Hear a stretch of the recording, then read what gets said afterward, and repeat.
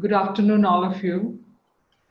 Since last week, perhaps I have been talking to you about the apparent dark sides of ourselves. And no one wants to hear about the dark self in open, in a group. But then that's what I exactly wanted to do. And by opening up the darker side of ourselves, we also know where to bring the light. So it's extremely important that we open up a dark room in order for the light to come. So the idea of discussing perhaps the challenging parts of our mind and of ourself is not to get more and more into that challenge, but to unravel the challenge in a gradual fashion. But once remember that, once the light comes, it's not in a gradual manner, it's all of a sudden. So that is why once the doors and windows of those dark rooms are open and you allow the entry of the sunlight, then the revelation is very fast. The recognition is very fast. The discovery of what you didn't see, but what was already with you, always with you, is immediately recognized. So today I want to talk to you perhaps not about something which you all, I may like to hear a lot, because this is one of the perhaps the most negative side of each one of us. Please don't think that we are talking about another person. We are talking about our own self, and I'll begin with myself, because it's very important that we do this self-exploration with oneself. And once we do the self-exploration with oneself, it's very easy for us to see ourselves in the context of the other. So learning happens from home. So we learn by learning ourselves. So let us not think all these lessons were about somebody else, all these topics were for someone else. No, all these topics are for us, and for us to understand ourselves, particularly in the context of COVID-19. So thank you all of you for being here. And I assume that some of you have been continuously being present in these classes. Some of you have been topsy-turvy. As the breeze goes, there you go. But thank you all, and thank you particularly for all of you who have been consistently following these classes, because I thought that was very important to have a sharing of all the topics and not just one or two topics according to our interest. Today's topic is complex, comic, and tragic. All this together. It is comic and tragic because we can laugh at it when we start unraveling it. And it is complex because we don't even know how and where it exists. And in fact, the most common question you might ask when we start discussing is, to yourself or to another person, is, do you think I am narcissistic? Do you really think? Isn't it? Unknowingly or knowingly, we want to ask that question to another person to know more about ourselves. Why? Because there is a self-centeredness in all of us. We all are a self. We begin, I think, this this series with the first discussion when we had. What was to be acknowledged is that we all have a self, and we all are entrenched in ourself. We all are entrenched. We are full with ourself. But then what is the nature of self is what we try to discuss in the various, considering the various dimensions of the self. So today the topic is the narcissist self. So is there a narcissist self? Can anyone be narcissist? Or you think only perhaps another person can be narcissist and you cannot be narcissist? Or the other way, you think only I can be a narcissist, nobody else can be a narcissist? Well, these back and forth questions is natural that we have. But limited time, and I have quite a few things to share with you today. So let me not astray in my thoughts and talking to you. So to begin with, what is to be a narcissist, or what is narcissism?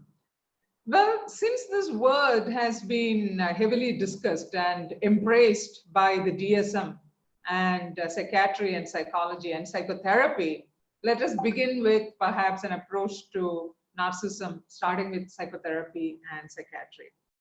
So according to the DSM, it is extreme obsession with one's own self-image and loving oneself in an excessive degree. And in that process, everything is subsumed. And when I say as everything, it is everything other than oneself, because there is no space for anything else. There is no space for anything else, that everything is subsumed or submerged in this overwhelming degree of self-image one has. And because of which, what happens? What happens is an excessive importance given to oneself. Self-importance to its highest degree. There's no degree more than that. Self-importance to highest degree. And also not only the importance to self, but the perceptions, beliefs, and arguments one holds also are given excessive importance. And in that process, another person's view or perception wouldn't carry a weight, wouldn't carry a meaning, because there is no place. So please remember this particular aspect, that in such a person's mind, there is no space, because the whole space is occupied by that particular self. There is no space. And because there is no space, there is no way to keep another person's perspective or to have a critique of oneself. So what is obliterated in a narcissist personality is the self-other binary. There is no self-other binary, because there is no other. There is no other. There is only the self. What is that nature of the self? I guess that needs a whole lot of discussion. But to use a DSM language, it is a self of very low self-esteem. It is a self which hasn't received enough parental care and guidance, or it's a self which lives in fantasy or a reality which has been completely out of what exists outside. So a reality created by oneself or a fantasy created by oneself. Why we say reality created by oneself? Because such a person believes that there is nothing real beyond the space with which he lives. So in normal day-to-day life, I mean, the word normal is very common today. Everybody says, so everything is normal, right? I mean, so I'm a little skeptical of using that word. That has become a little bit abnormal. These days, normal is used so often. So, everybody say, oh, everything is normal. That is normal. This is normal. So ours has been a passage since the last 2 months from a certain kind of abnormality to normality. So normal has been a word I think we all being obsessed with. So in regular relationship or in a day-to-day relationship, all our relationships or our behaviors have some amount of meaning, carry some amount of meaning because of something else, which is very important to be stayed or to be contained in the background. And this is called as the self-other binary, which means in our daily life, we have a healthy demarcation and a boundary between what is called as the me and what is called the other.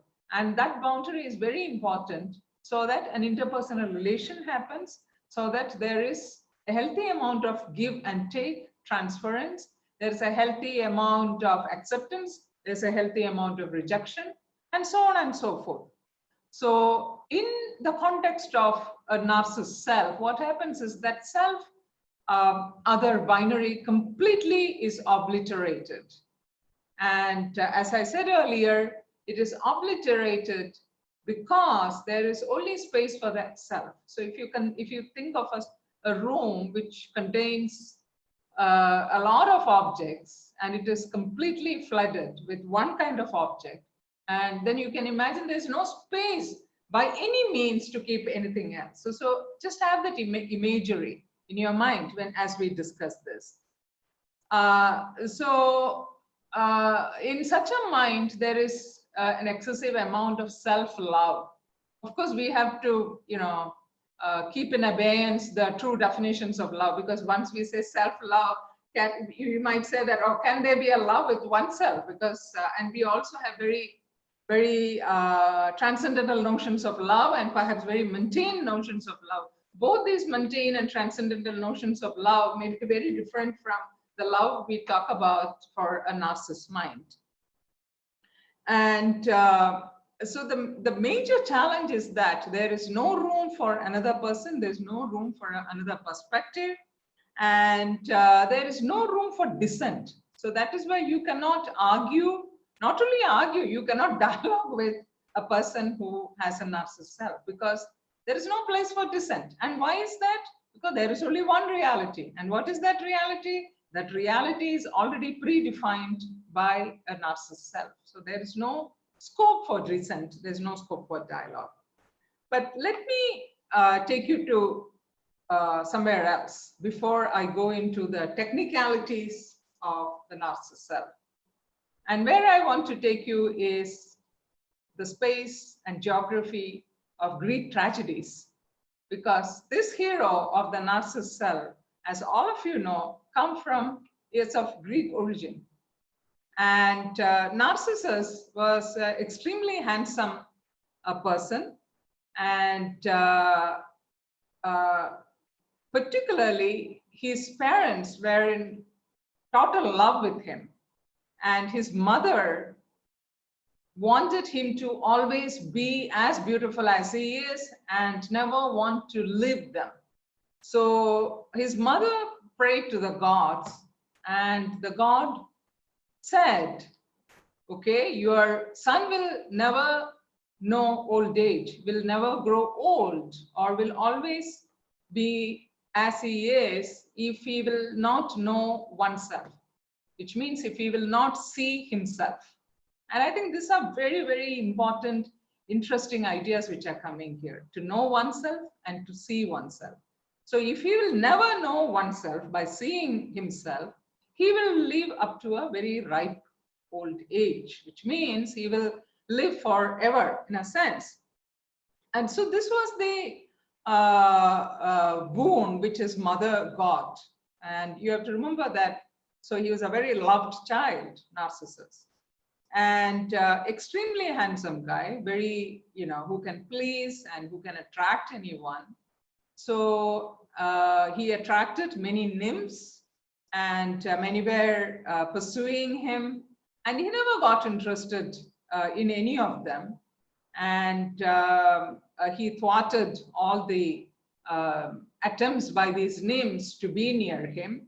And one of these nymphs, I think that also is very interesting, though different stories of Narcissus give different importance to, who is the most important lady love in his life, who never, of course, could, consummate their love. But the story of Echo is also very, very interesting in this context. So Echo is another nymph, and she's a very prominent, very, very active, very confident nymph. And not only confident, she also believed that she should have the last word. So she should have the last word in any conversation. So once upon a time, she found this another person called Juno, who was having fun with other lady nymphs when her husband was away. And for some reason, Echo got jealous or, very disturbed by this. And because of the gift of her gab, because of the power of her tongue, when Juno's interest was a little bit distracted, she talked to all the other nymphs and got them away from Juno. So Juno was extremely unhappy about this. And like in our mythologies, the demigods, semi-gods in Greek mythology, as well as the power to curse and power to bless. So because of that power, Echo was cursed that you will lose your tongue, because of which my pleasure was taken away. So, but then as usual, like in Indian mythology, when you give a curse, maybe as a remorse, you also give a little bit of a, okay, I will give you a little bit of a, what should I say? Don't worry too much, but there is some golden line in my curse as well. So the golden line, which Echo also got, though she lost her tongue, which is to talk, is that hers will be still the last word, but it will be only the last part of the last word, which means she cannot talk, but then if someone talks, she can repeat those words back. This is an interesting side story when we look at the story of Narcissus in Greek mythology. So in the group of the so many nymphs who pursued Narcissus, Echo also was one of them. And many of the writers of this story in poetry as well talk about Echo in a more detailed manner. So Echo one day saw Narcissus, as usual, on a riverside near the mountain, because these are all common geographical spaces for meetings, right? So Echo happens to see Narcissus there, and definitely he falls in love with him. She falls in love with him, and she tried to pursue him and ask him who is there, and she continuously pursued him. But finally, she is completely rejected and dejected, because Narcissus is least interested in her or any other nymph. And so because of Echo's pain, and Echo apparently, she lives her life in this tragedy of losing her hero and finally becoming nothing else but just a whisper. Her life stays as a whisper. And so this is a very interesting story of Echo also, which you should read perhaps later. But I want to come back to the focus of the story. So Narcissus rejects all his lovers, including Echo. And the other gods again got very angry with Narcissus, seeing the pain of Echo and other nymphs. So Narcissus also is cursed. So he is cursed in a very interesting manner, that he will never know love. What is love? Because he will never be able to relate with another person to know love. And so the only way to make that curse happen is to make him be in love with himself. And interestingly, he falls in love with himself when he sees the image of himself on a river. And it's very, very interesting. There are very interesting descriptions of his difficulties, that he sees his reflection on the river, and he looks at that reflection, the most magnificent form he sees, and he tries to touch, and he sees that the reflection also is trying to touch him, which means he gets the feeling that the other person whom he is in love with is also trying to reach him.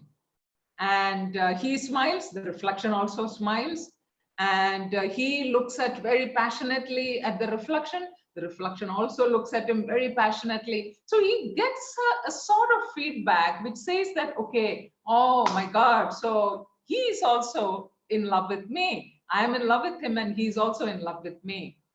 So this is very interesting. And then there is a description that the only time when it is obliterated is that relation with him and the shadow. When he tries to touch him, that form, touch, not seeing, but touch with your finger, there is suddenly the shadow, the reflection is gone. And after a moment, he comes back again. So it is a play of mind, that the one whom he is in love with comes, goes, and so he never knows what's happening. So this is also very, very interesting. And the story, of course, goes that Narcissus spends all his life in that river, on that river, looking at his own reflection. and he became pale and pale, and he died. And since he, all his life was perhaps spent in love, he didn't just become ashes and dust. He became a beautiful flower called Narcissus. So apparently he becomes a purple colored flower, and he continued to be there.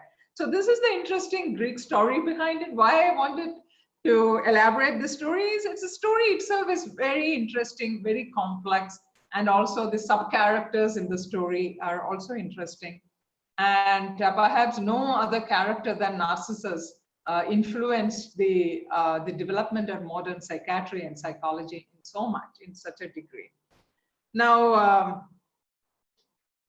well, at least in some part of the literature in psychiatry, and at least in some scholars, you see that for a narcissist personality to emerge, the blame is given on inadequate parental care. And inadequate parental care is not absence of love. In fact, it is the other way. It is a lot of too much love, too much love, but then not enough guidance. So it's not lack of pampering, but it's too much pampering, but lack of proper guidance. And what is this proper guidance? Proper guidance is the guidance which you give your child to distinguish between what is real and what is not real. So what is part of your fantasy, or what is part of a fantasy which has been created by somebody else, and what is reality?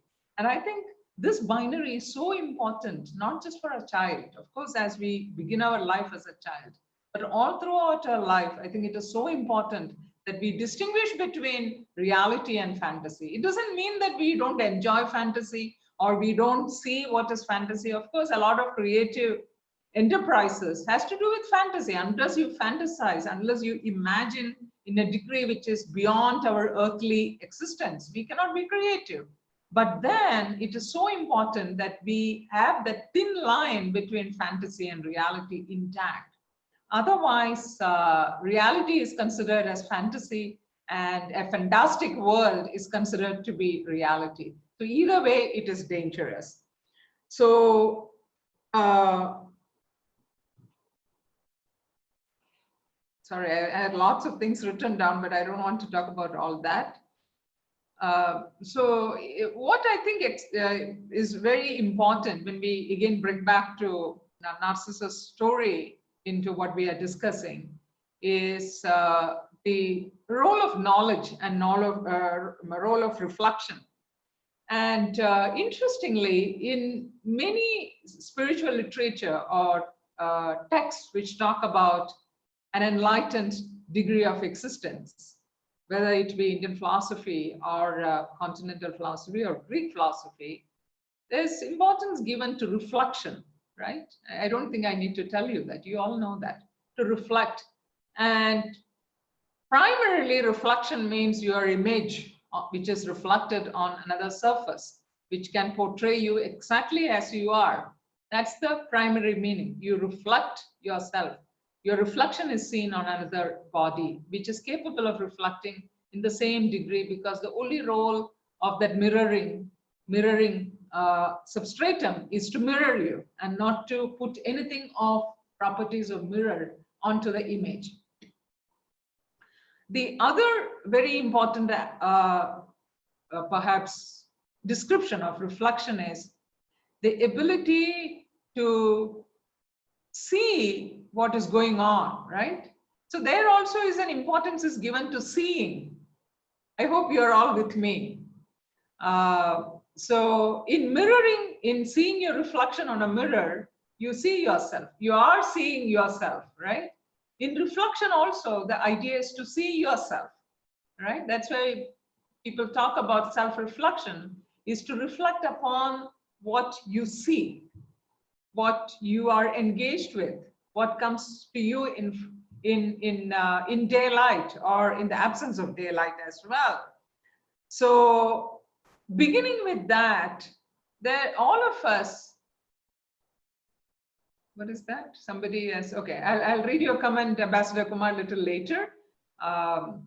So to begin with, we all have a very simple desire to see oneself, right? We all wish to see oneself, and the easiest way is to see on the mirror. See on the mirror. And well, I don't know if maybe one of you are here in this panel itself who would tell me that, oh, well, I don't have a mirror at home at all. So I really don't know how I look because I've never seen my image in a mirror. If there is somebody like in this panel, I really would like to meet that person because I'm sure I would have a very interesting philosophical dialogue with such a person. So if one of you are like that here, please raise your hand or call me. I would immediately talk with you because it's extremely difficult. Because to have a mirror at home is not only seen as an object for decorating oneself, but also as a material object of ornamental nature. So you keep a mirror in your room, it is seen to be adding to the beauty of your room, right? So the whole function of mirroring is very, very interesting. So what I was trying to, I guess, share with you is reflection has a very important function of showing you what you are seeing. I'm sure I said something little complicated. To show you what you are seeing. So in that sense, you can say that you don't see your face, right? So you cannot see your face, so you use a mirror to see it. Same way, you don't see what is going on inside, therefore you need to see it. So how do you see it? So you see with the tool of reflection. And how this tool is used, how perfect the tool of reflection can be for each one of us is a different discussion, which also is very important discussion, that how you chisel, how you sharpen the tool of reflection so that you see what's going on inside us in clearer manner.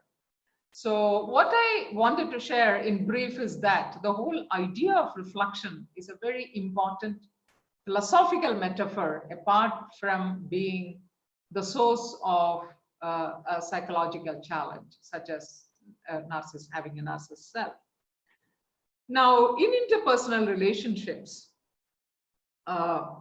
when a narcissist self endures there, what happens is he or she brings in a particular relation which others may not be able to understand. And that relation is called as self-self relation instead of the self-other relation. See, in all of the interpersonal relations, as I said in the beginning, there is a self-other relation, right? You see me, I see you. And then we have our exchanges in that space of you and me, right? The self and the other. But in this case, there is no self and the other, but it is only self and self. In fact, there is no self and self, there's only self.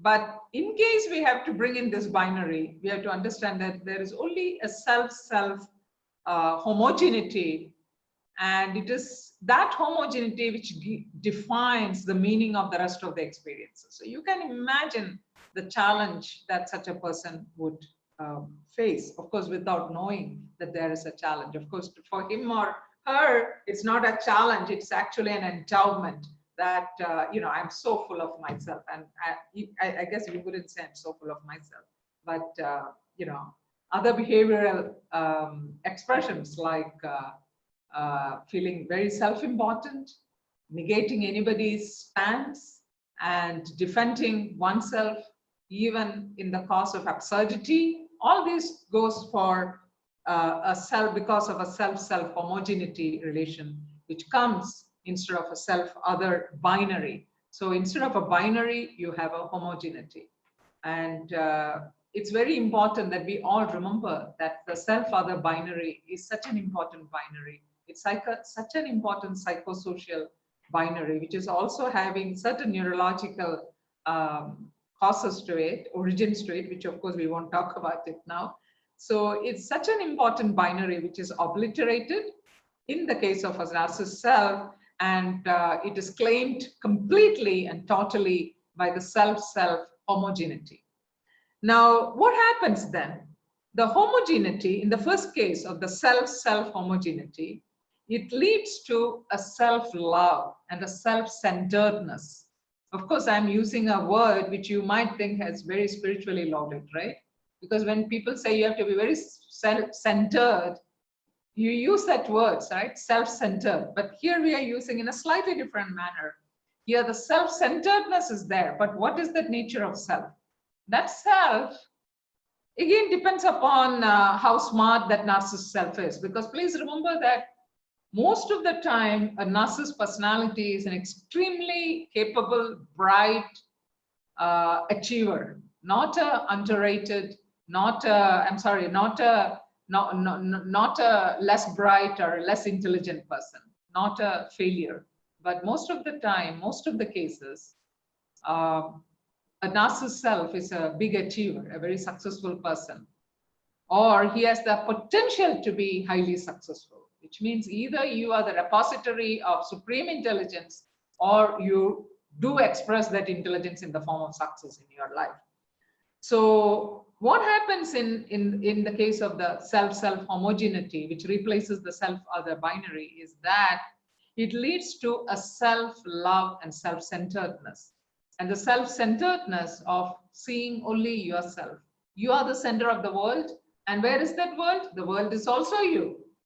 The world is you, the center is also you. It's extremely difficult to imagine, right?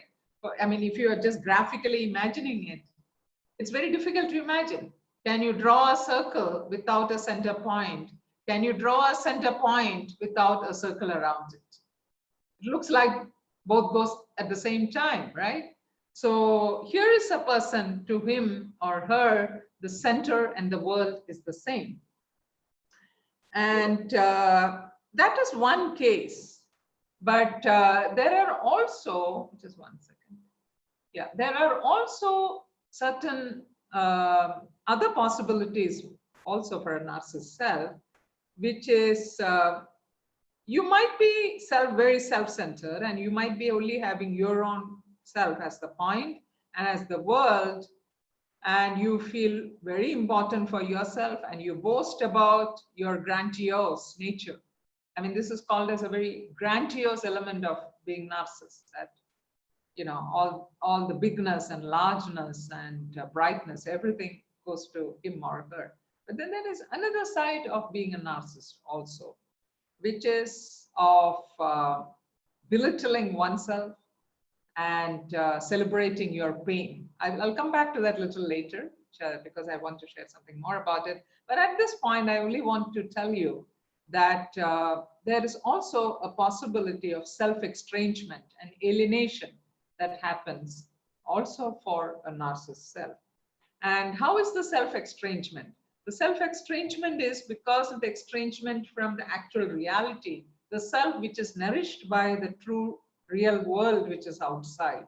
So an estrangement from reality, estrangement from the true self, and a feeling of alienation. But then this is not very common for a narcissist self, because hardly any alienation can happen because hardly any space is there.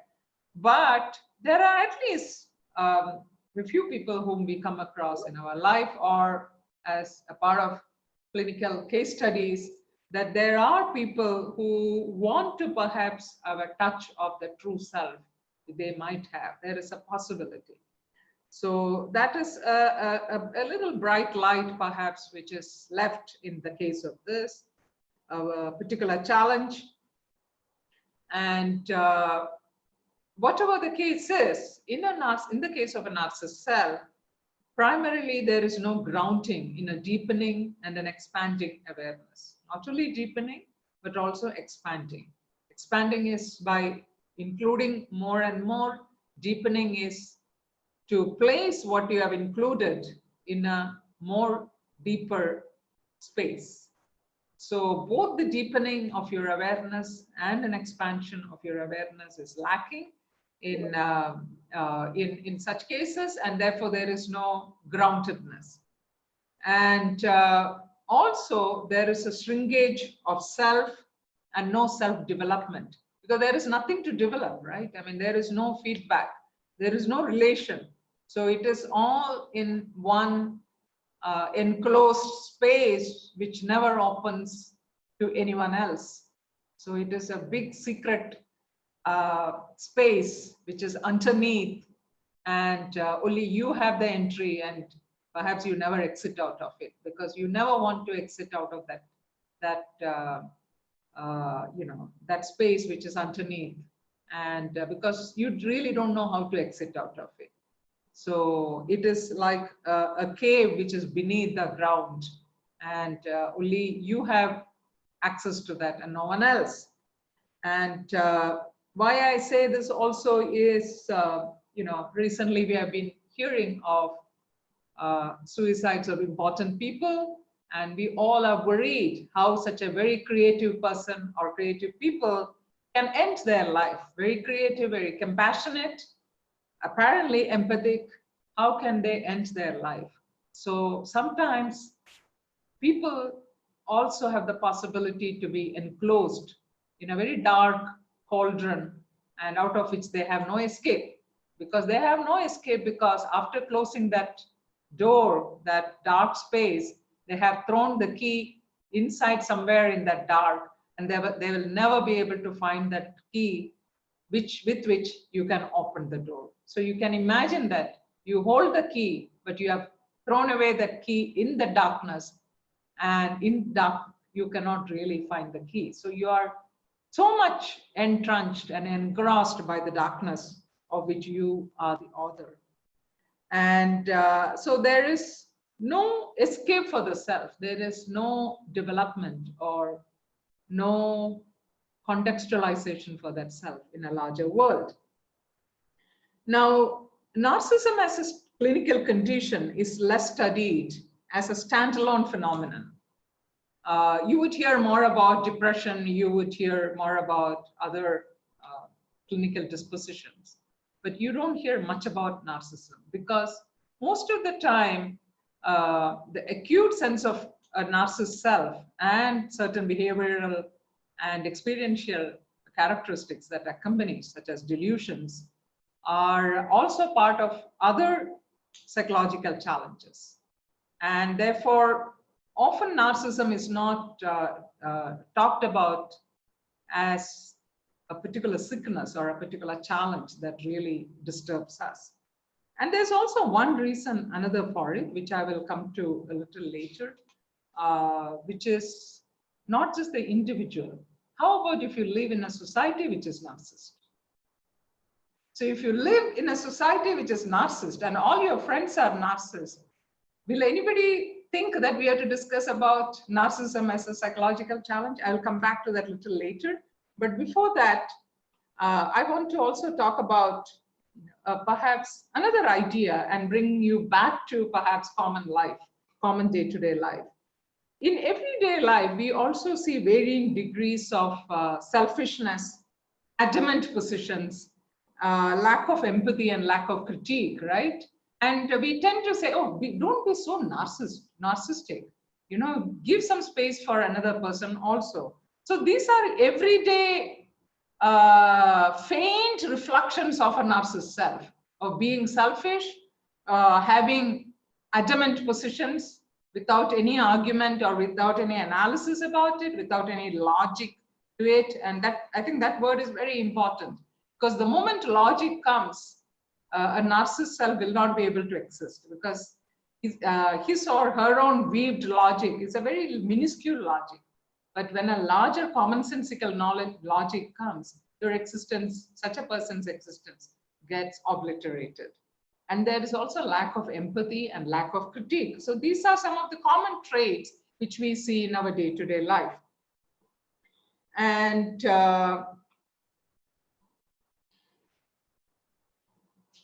because of a living which endorses selfish nature and individualism, there is also a sort of self-obsession in our societal space as we live today. And society today endorses self-caring individuals, right? So that is why there are a lot of products, and each product is important because it is customized for different individuals. And since the population is so huge, there is market for every little object, because every object can have a direction which is focused on a particular individual or a small sect of individuals, which means the whole design is influenced, or it influences the mind of an individual or individualism than a community of people adopting to the use of a particular product. So, so this is one thing I think we have to keep in mind, that we live in a society which favor the market economy of huge consumer usage, which means the number of consumers is the same, perhaps as the same number of the population itself, because people no more have a common thinking, or people no more have adherence to usage of one product, but for different people, as many different people, as many products. So much customization is possible. Now, another very interesting aspect of our society with which we live is the importance given to privacy and private existence, private living. And I mean, it can be extended to many realms, but let us start with privacy. So, of course, privacy is very important. In academics, we talk about citing references, right? Because we don't want to use another person's idea. We don't want to use another person's text. So we refer, we cite as a part of respect to the other authorship, the other authorships. So in academics, such a privacy is endorsed, respected, and sometimes it is inevitable. And if you don't respect, of course, you don't know how to reference, and you may not get your credits, you may not get good points for your assignments, right? So this is the life which we live. And but then there is also the culture of copyrights, right? The copyrights, which means everybody has a copyright to what they have created. And you don't want to share it with another person because you want to keep the authorship of your creation. So an importance given to authors, single authors, or authorship as a segregated entity, as an alienated entity, is also increasing in the society which we are living.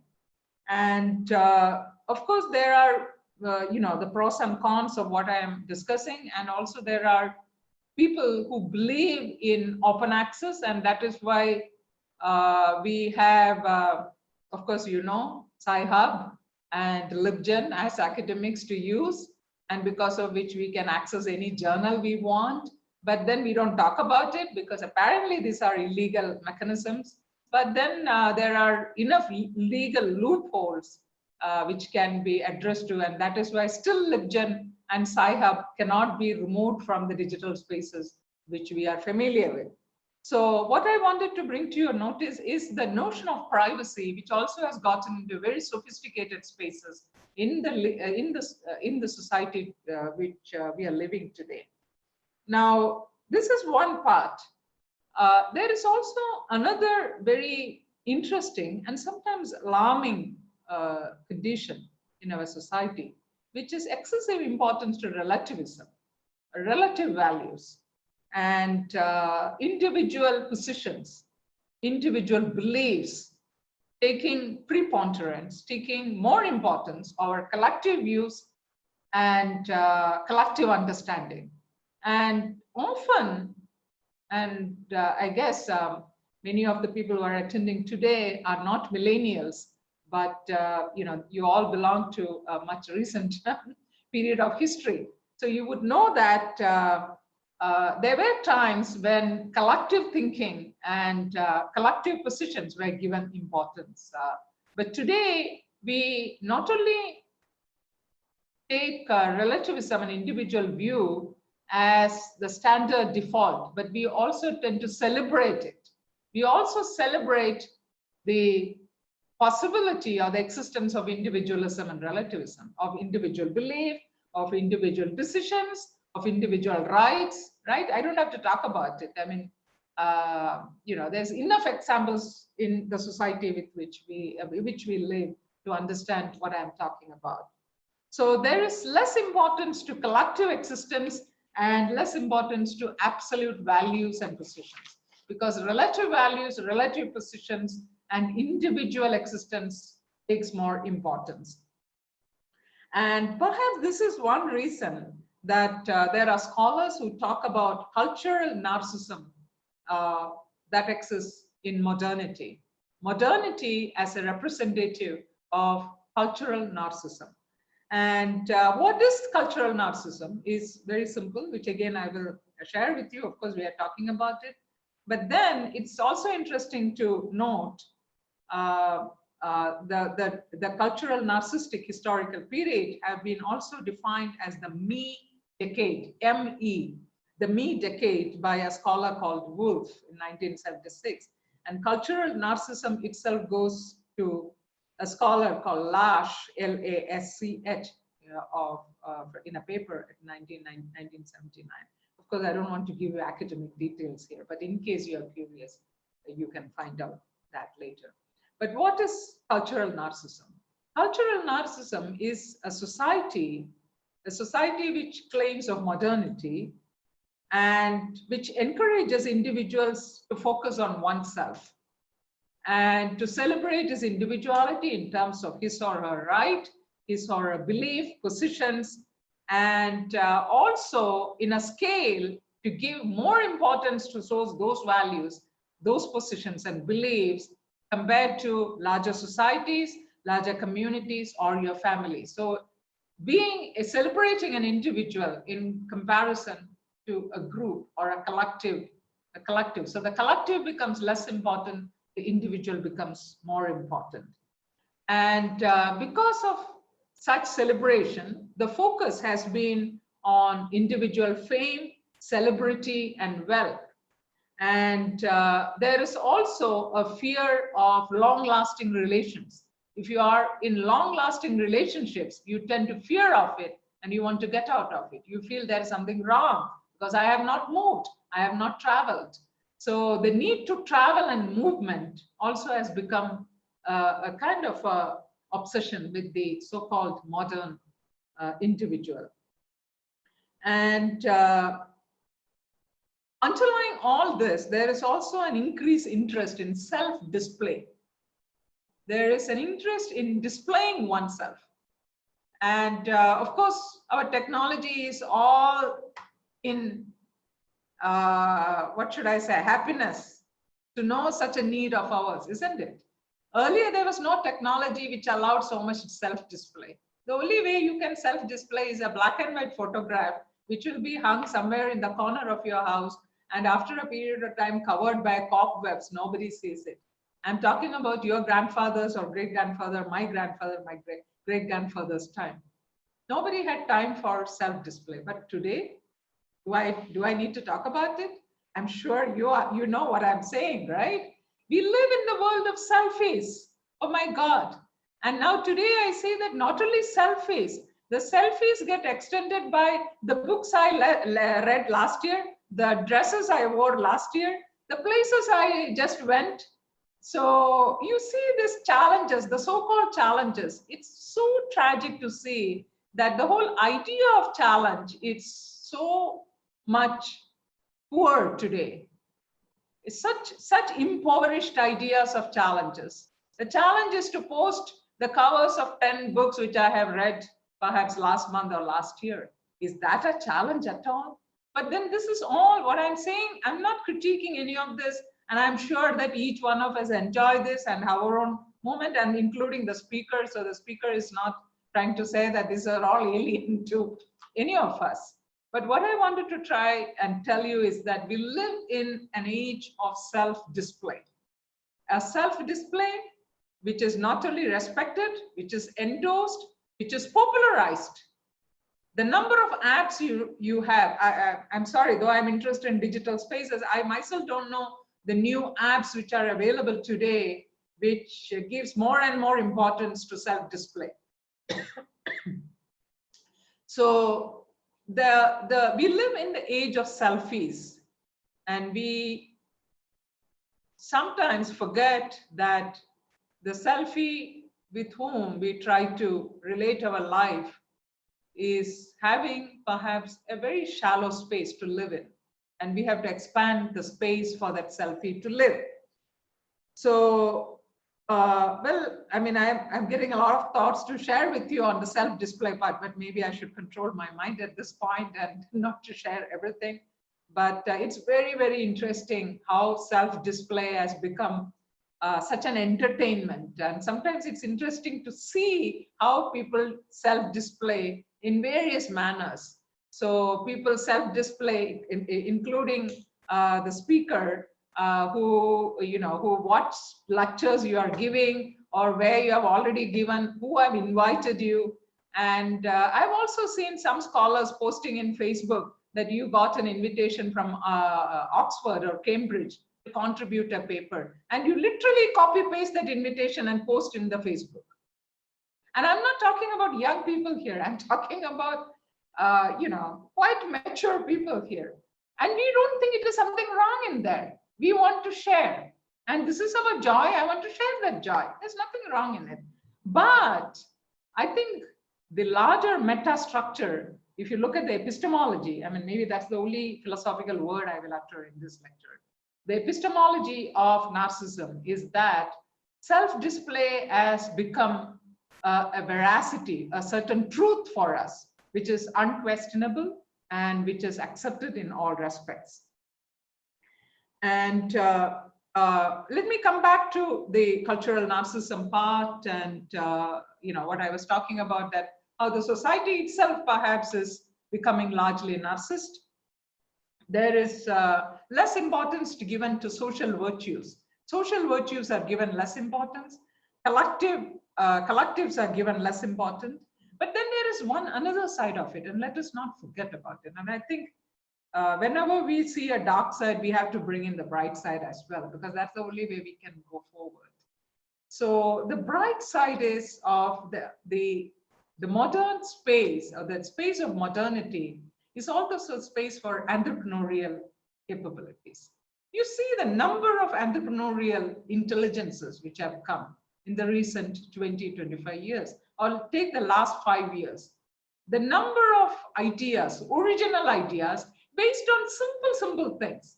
Earlier ideas were all about, big things, right? Big scientific discoveries.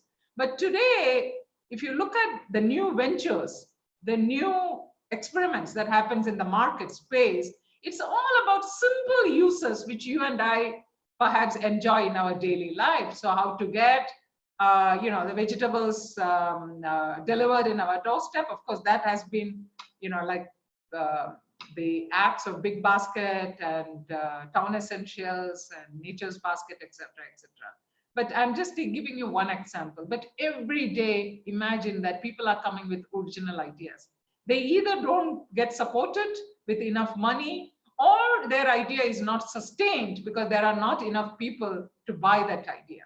So the other part of the individualism, or the individual focus, is giving us space for original ideas without any restraint and restriction. Now, one more thing which I wanted to tell you is that as a part of living in a society which gives importance to relativism, there is less importance given to traditions and collectives, and also less importance given to meta-narratives. Maybe the tradition part, I think we need to critique a little bit, because we still have festivals and we still have new folk tales, etc. coming, and we have nooks and corners which have its own stories which are celebrated. So perhaps whether we have lost our traditions in a sense is to be critiqued, and I may not have a particular view about it now because it has to be evaluated further. But we all have an impatience towards meta-narratives, and that is where postmodernism begins. And I'm sure yesterday you would have, I couldn't attend yesterday's lecture, but I'm sure you are aware of the history of postmodernism, that it is a revolt, it is a critique on meta-narratives or large collective narratives. And it is a celebration of individual existence, of individual perspectives. And okay, I think we are nearing time, so let me try to wind up a little bit. As a result of a society which gives importance to relativism and individual existence, we also know that there cannot be one truth, right? If at all you say there is this one truth sitting there, either you will be seen as a very old-fashioned, primitive, primordial existence, right? Some existence somewhere, of long history, or you would be seen as a very uneducated, not a person who knows what is happening now, as a person who doesn't know what is happening in the current world, or as a person who is more interested in a mythological world than of a world of current reality.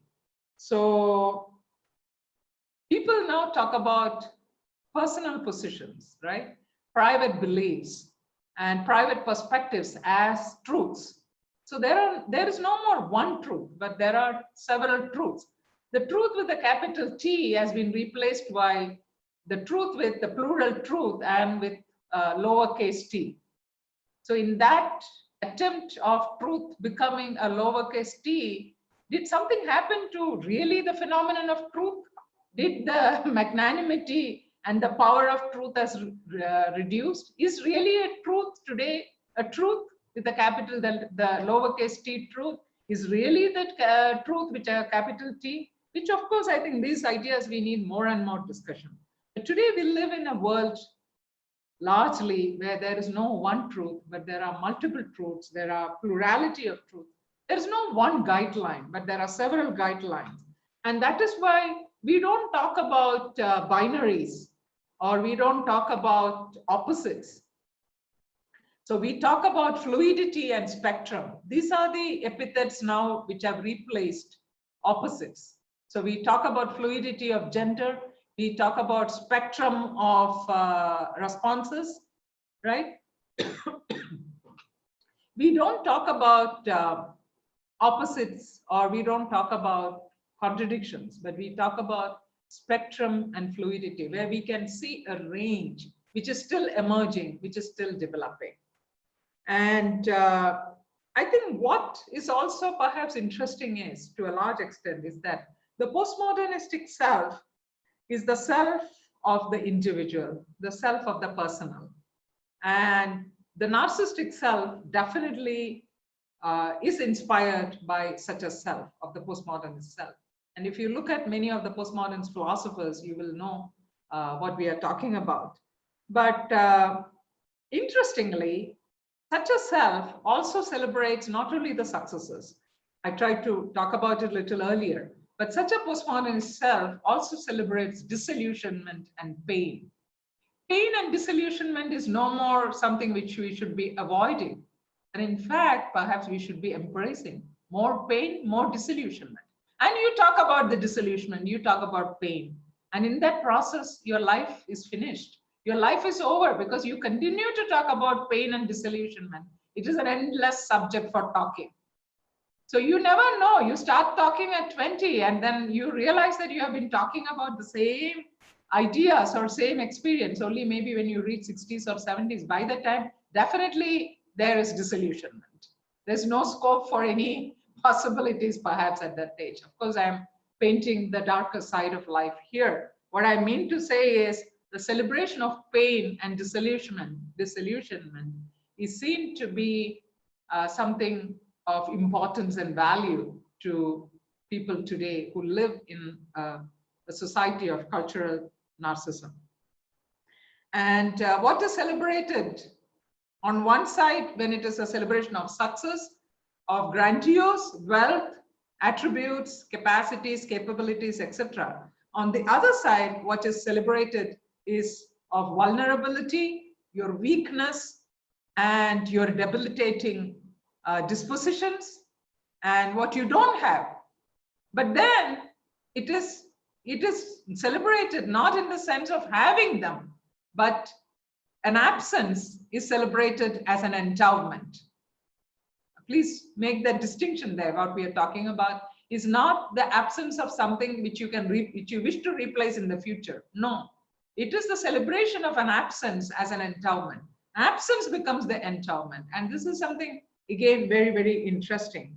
And in that endowment, celebration of the endowment of the absence, or absence of perhaps any notion of possibilities changing, transforming, becoming somebody else or becoming something else, enlarging your mind space, you give more importance to vulnerability.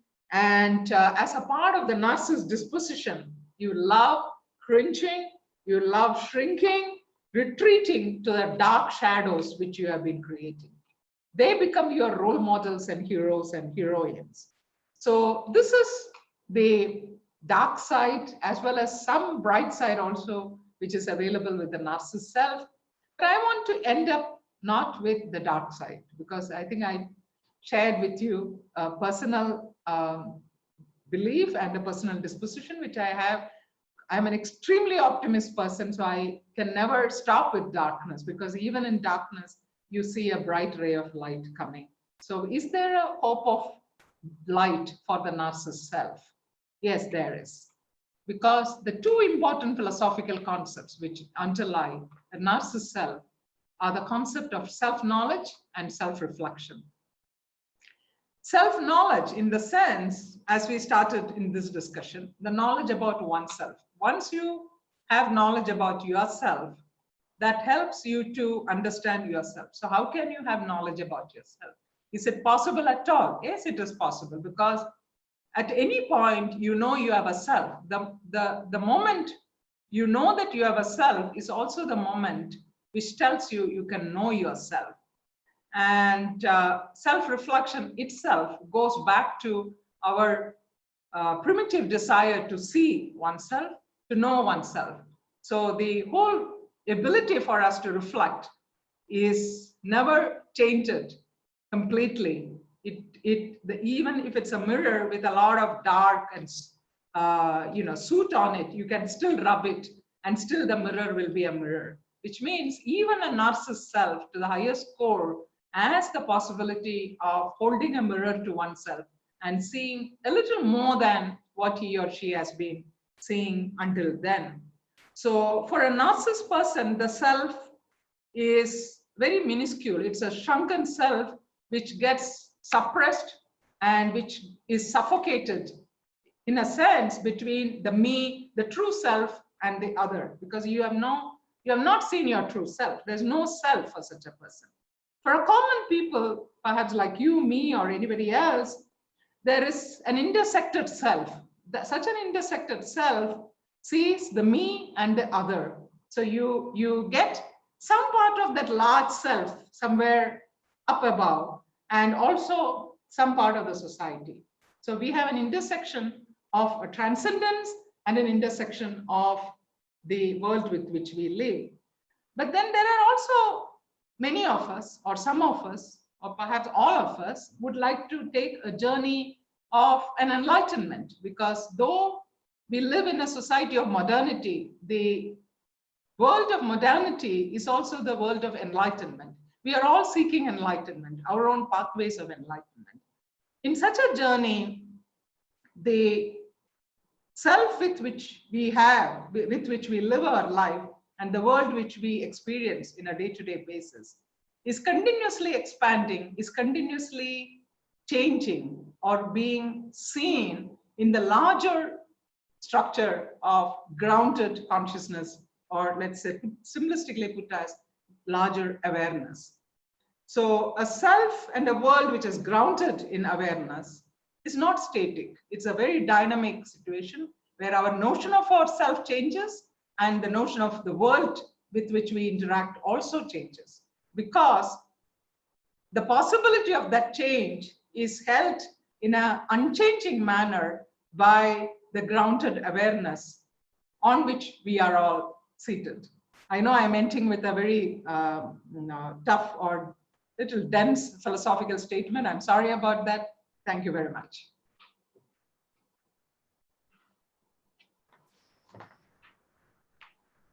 Thank you so much, ma'am. I think the floor is open for questions. Oh, we have Harry.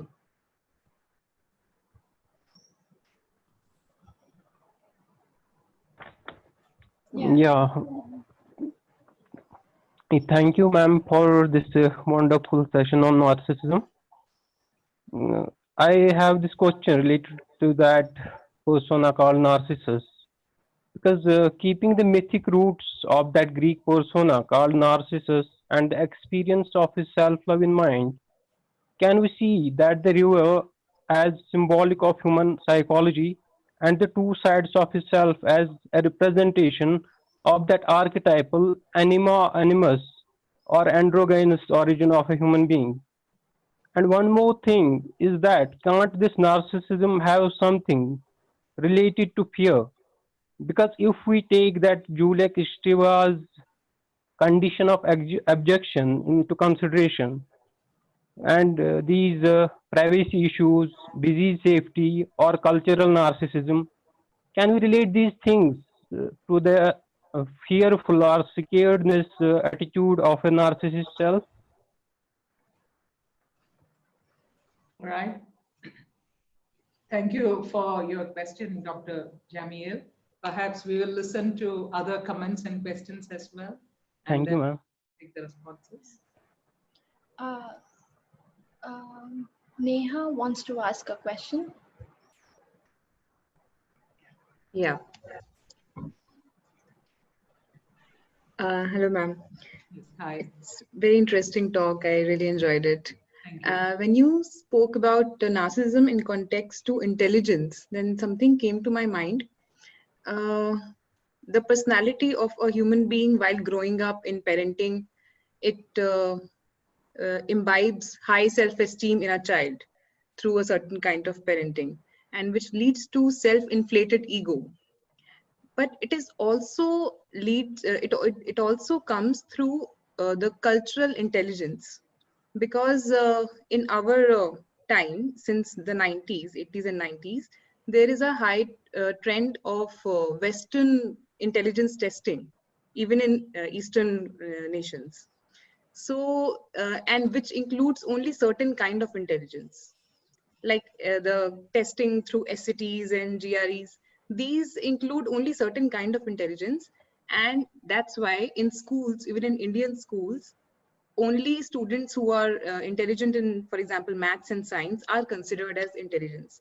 And there only one kind of intelligence is being appreciated, that leads to certain kind of success for them to continue higher education in certain fields requiring maths and science. That leads to their self-inflated ego, and hence their quotient of narcissism keeps on rising, you know. So that's how the cultural concept of intelligence, which was misled, which was so misled, is also responsible for this kind of narcissism, I feel.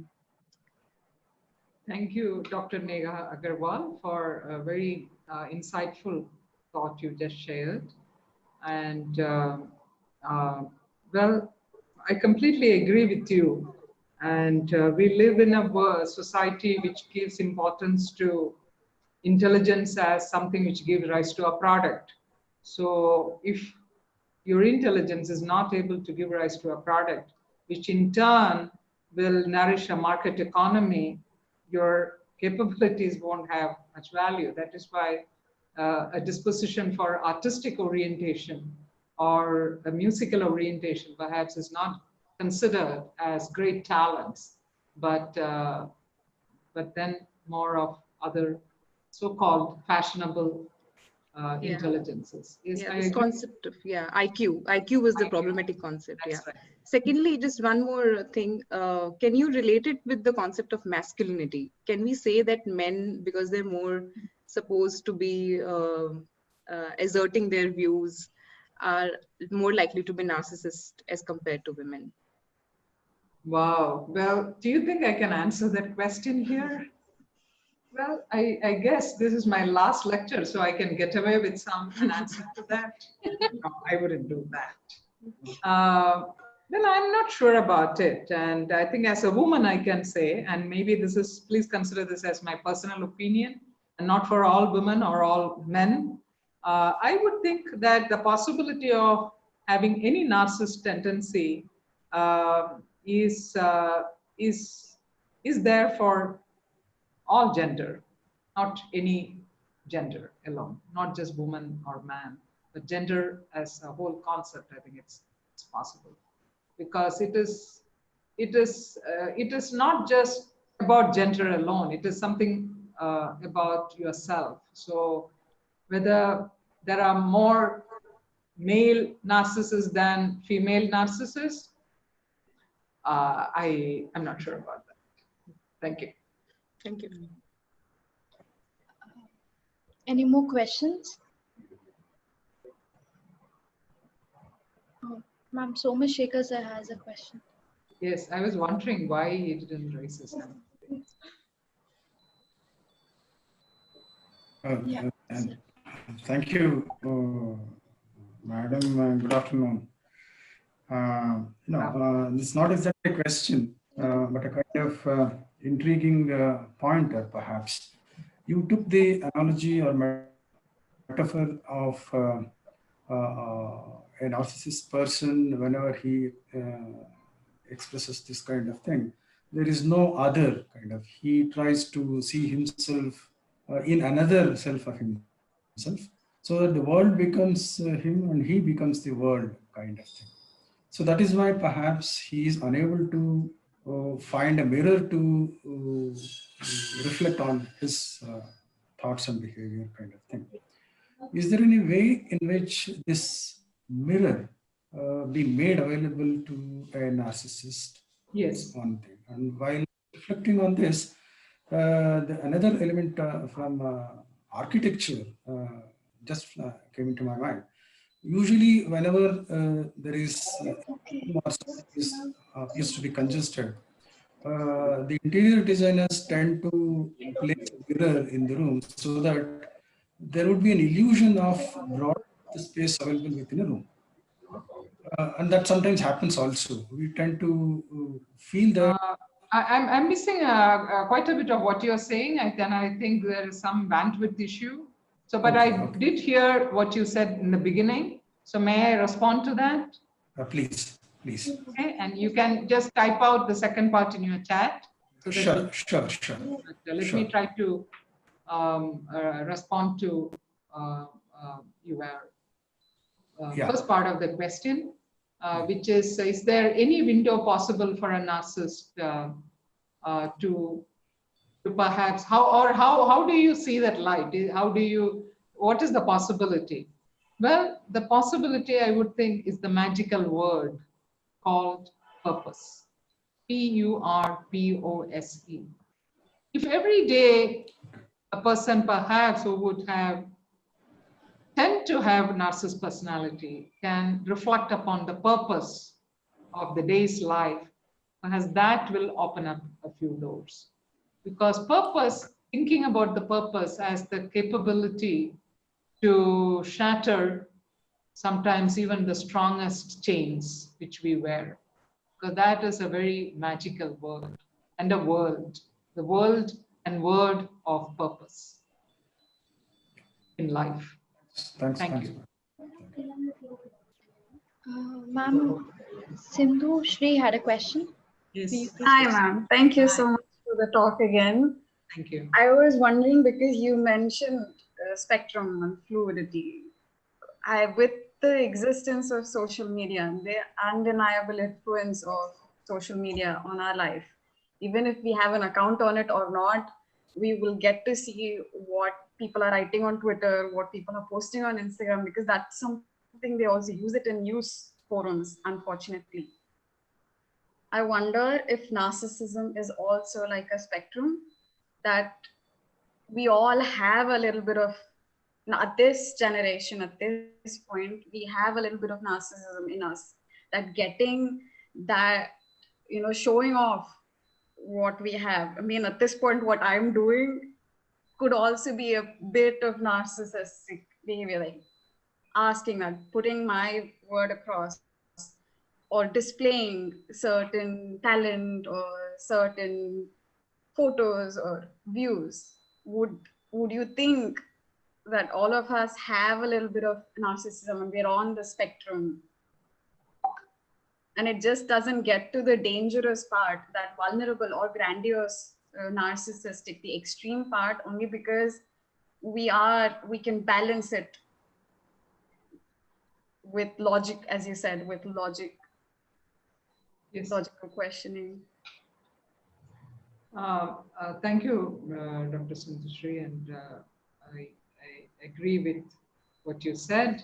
I think we discussed also this in the course of this lecture, that we all tend to display what is called as self-display, and we also tend to perhaps focus on showing what we have and also talking about what we don't have, but that's less perhaps.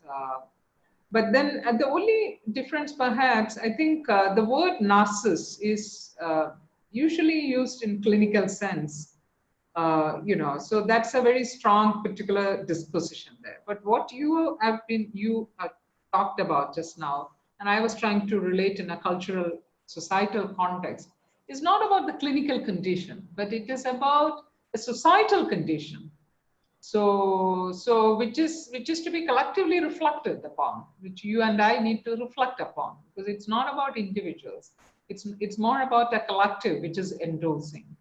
So it is not about a challenge which, as an individual, you and I would express or would celebrate, but as a society, how do you respond to it? I think is important. Thank you. Thank you. Ma'am, Krishna C has a question. You may please proceed. Hi, good afternoon. Thank you for the lecture, ma'am. So I was wondering that often narcissism is viewed in a... spotlight on him, Yes. Sorry, ma'am. Yes. I was wondering, narcissism is always viewed in a negative perspective, and is it necessarily always bad? I feel sometimes narcissism can be used as a mask for good as well, and not always is it bad. You know, often a person may be narcissistic, but they may not necessarily cause any harm to themselves or to others. Now, maybe this may be not in a clinical viewpoint, but in the smaller, bits of narcissistic selves. What do you think about that?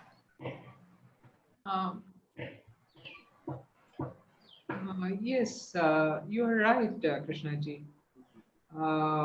In a sense, a narcissist self may not be causing harm to others, but then it could be just his or her private world, where in that world he shrinks, he expands. So it's a private world. Yeah, that is true. And whether it is good, well, to be a narcissist, I don't know whether it's good in that sense, because you are having a very small self and you don't really enjoy what is outside, so your imagination is reduced to quite a bit. But then your question, he or she may not be doing harm to another person. So maybe he or she must be just trying to live his or her life as it comes. That is right. Most of the time it happens. So most of the time, a narcissist life is also seen as a life of solitude, a life of aloneness, lonely inquiry, and perhaps even a philosophical sojourn he or she has taken. So it can be interpreted in that way. But irrespective of the interpretations, are we locked up is a question which is very important. And that is why I think it was very important to discuss the narcissist self in the context of COVID-19, which endorses being locked up. So in the private spaces of being locked up, how do we understand our needs, deeds, or our secret desires to be only with oneself? What is the possibility for us to have empathy for another person? What is the possibility for us to connect with another person? What is the possibility for us to know what exists outside ourselves? So the narcissist self is important in this context, because we are talking about the locked up self of the narcissist self. The narcissist self is essentially a locked up self. But then we also are interested in the unlocking of such a locked up self. So even if the locked up self of the narcissist is not disturbing and hurting another person, I think as an individual, as a citizen who belongs to a community and a collective, it is a responsibility of each one of us dodge him or her and poke him, so that at some point you can give him or her a different point of view. So it is not whether he or she doesn't hurt another person, because the existence of a narcissist self is self-hurting, and self-hurt finally leads to the hurting of the whole society and community, because parts become the whole, or part is the whole. There is no part which is bereft of the whole. And there is no whole where there are no parts. So, thank you. Ma'am, can we take further questions? Okay, if there are, right. Yeah, there's one question by Amruta Valli. Yeah. Can you please Good proceed? afternoon. Good afternoon, ma'am. So, Good afternoon. when you gave your example about narcissists, I just wanted to tell you what came in my mind. The example of Hiranya. Can the spotlight come on her, please? Yeah, thank you. So the example of Hiranyakashipu and Prahalada was what came to my mind, because he's a similar person, right? The character is he says there is no one greater than me, and the ending is when he demands from Prahalada, show me where Narasimha is. He is nowhere. I don't see him. And it's only when Narasimha comes out of the pillar, which Hiranyakashipu never imagined that there is something else, something other than him, that he breaks that narcissistic worldview that he had. So, like what Somashekar sir was saying, contemplating on purpose can it'll probably, like you said, gradually get you out of your tendency. But I feel like a narcissistic person can't sustain their worldview. There's no way they can go on believing that they're the only person, because it will get challenged and attacked. And when it does, it'll shatter the self homogeneity and usher in the self other binary. Maybe that's how it is.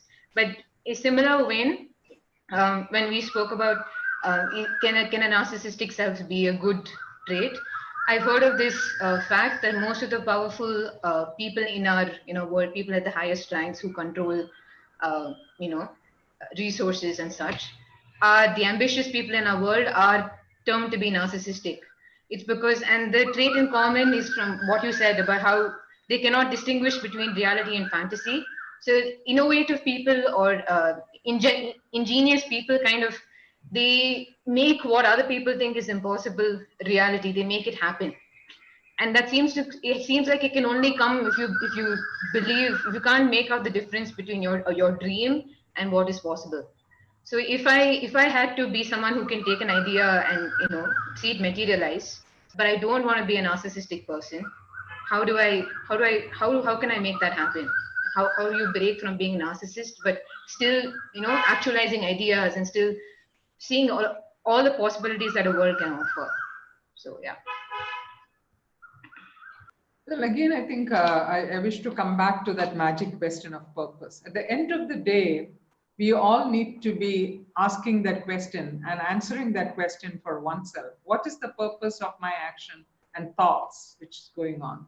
Because that such a reflection can really shake your unanalyzed beliefs and assumptions of the self.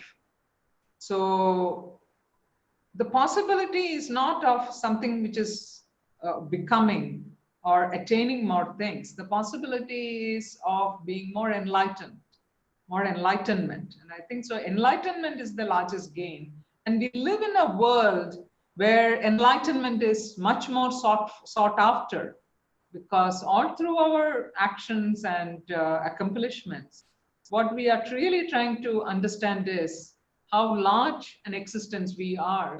That is why today we live in a time which is very different from any other time. And we live in a time where coexistence, collective existence is more important. My existence is so much dependent on yours, and your existence is so much dependent on another's. So in order to coexist, we have to mutually nourish. So that is why the pursuit of enlightenment is very important, because an enlightened society is a society which gives importance to existence of a collective than individuals, which is more of evolutionary paradigm. And I think the first part of your question is a narcissist self perhaps has no escape, because even the question of purpose, he or she cannot ask because there's nothing else. Well, there are possibilities there, because the idea of self itself is very interesting. In one of the Upanishads, the idea of self is talked about as someone who has born with a face which is directed outward and not inward, which means you have the possibility to look inward as well. So I think the mystery of the self is that self is actually Janus-faced. It has two faces. One face which is faced towards the exterior, the other face is towards the interior. So it may give us the impression that such a face which is looking inward is not there, but then that possibility is there. So every self is Janus-faced. So one is looking at the outer, the other is looking inward. So there is light at the end of the tunnel. Thank you for that. That was very well worded as well. Thank you so much. Thank you. Any more questions? Yeah, I had more a thought more than a question. Good afternoon. Yeah, I was just wondering if the way the narcissistic self deals with silence is any different from others. Because like you said, others would have the self-other constantly dealing with that binary all the time. But here you have a self-self dialogue. And so when you deal with silence, is it any different from any other person? Thank you. Yes, thank you, Dr. Reginald, for that thought, sharing that thought.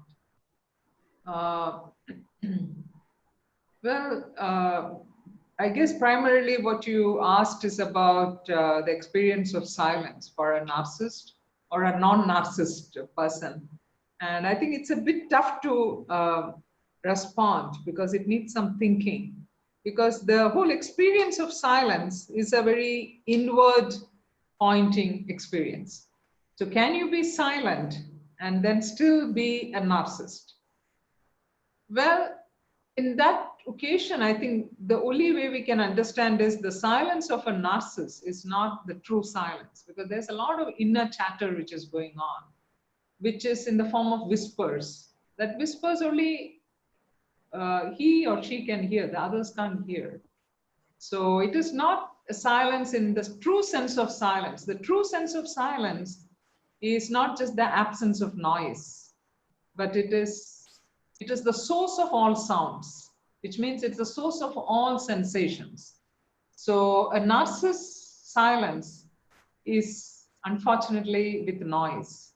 But the true silence which all of us perhaps are seeking, including perhaps a narcissist also, if such a possibility is there for him or her, is to seek the source of all voice and sounds. Thank you. Thank you. Any more questions? All right. Yeah. Okay. Thank you very much.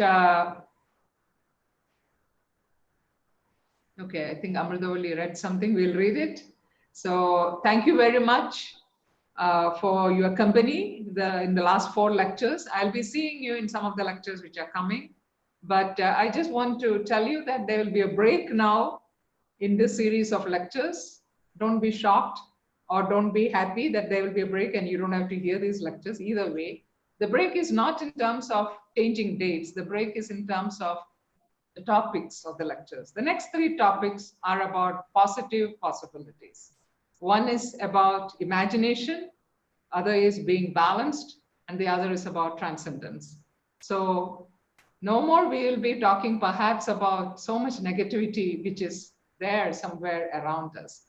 But I think, as I said in the beginning, if there is a negativity, it is important to be aware of it, because the only way to transmute and change the negative to the positive is by being awareful of it. That is why we discussed these various topics in these many days. So I'll be seeing you again very soon, and you all take care. Thank you again, once again. Thank you, ma'am. Thank you, everyone. Thank you.